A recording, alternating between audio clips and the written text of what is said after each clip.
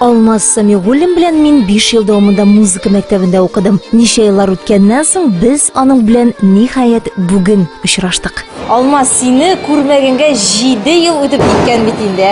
Син кайларда хәзер нәрсә белән шөгыльләнәсең? Чыннан да Ленизда күпме вакыт үткән инде. Хәзер мин Казанда яшим инде. Продюсер булып киттем әле мен. Беләсеңме, мин сиңа бер сюрприз әзерләдем бит әле. Индива дигән кызны алып килдем кунакка. О, Индива, мин бит аның иҗаты белән кызыксынам, өстәвенә ул хит-парадларда беренче урында да шәп. Тәүге сөю килгән язгы көннәр, әкияттәй серле-дилләр, минутлары белән искә төшәр, истә кала торган мизгелләр, гүзәл иде. Мизгелләр җыры белән Индива татар эстрадасына язгы ташкын кебек килеп керде.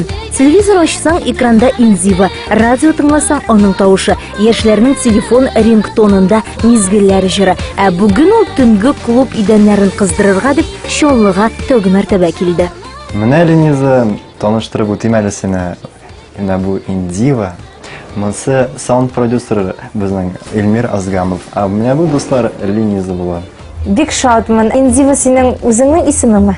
Киләчәктә әйтермен, Лениза, әмма хәзер бу сер булып калсын. Сез менә Индиваны ничек таптыгыз? Күптән таныш идегезме аның белән ничегрәк? Мин аны беренче тапкыр Пирокушник бәйрәмендә күрдем. Ул анда хинт биюен бийде. Миңа ул бик ошады. Мин шаккаттым. Ул хинт бию белән ул просто яшәде ул. Һәм минем теләк уянды аны группага алырга. Күп эшлибез инде хәзер. 2 ел.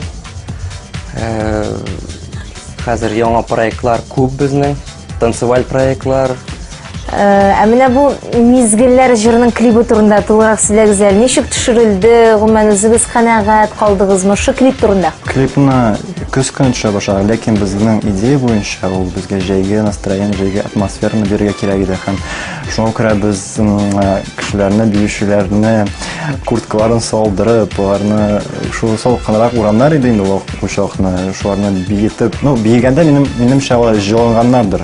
Һәм безнең җәй атмосферасы бирергә кирәк иде. Һәм минем уйлавымча бу безнең килеп чыкты. Син үзең дә карагансыңдыр, сиңа ошагандыр дип өметләнәм. Бу проектны безгә бик нык Альфина Азамова булыша бу проектны эшләргә, чөнки ул үзенең концертларына аны һәм аңа без бик зур рәхмәтле. Инде ул Альфина апа белән бик дус, алар киңәшләшәләр һәм бер-берсен бик нык яраталар. Менә шушы клипны караганда, җыр да бар бит инде, бию да бар, икесе бергә үрелеп бара, барысы да профессиональ дәрәҗәдә һәм уйланып каласың. Инде бу биючеме, әллә җырчымы дип, икесен дә бик оста башкара. Ул кичкенәдән башта иң беренче аның хыялы, ул профессиональ биюче буласы килде инде ул. Һәм ничектер җырга бирелеп киткән хинт җырларына мәхәббәт бик зур аны һәм ул сезгә бәлки бүген җырлап та күрсәтер.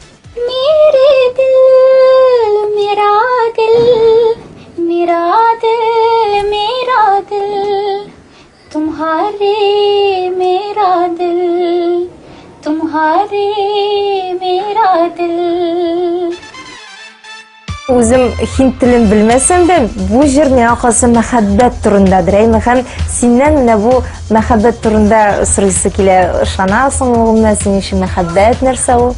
Менә беләсезме?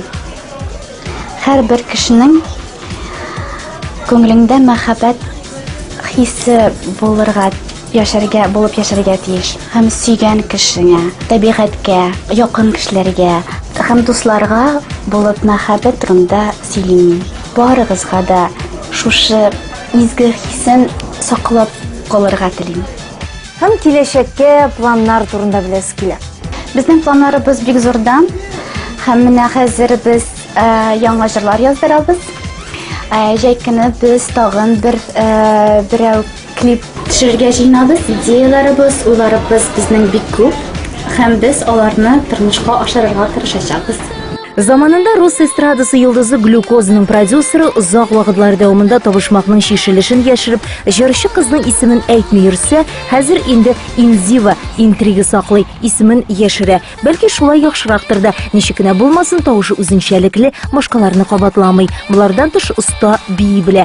Гадәти гәүдә селкетү генә түгел бу җәмәгать, аңлап бии. Тән теле дигән әйбере бар. Татарстанда андыйлар бик аз.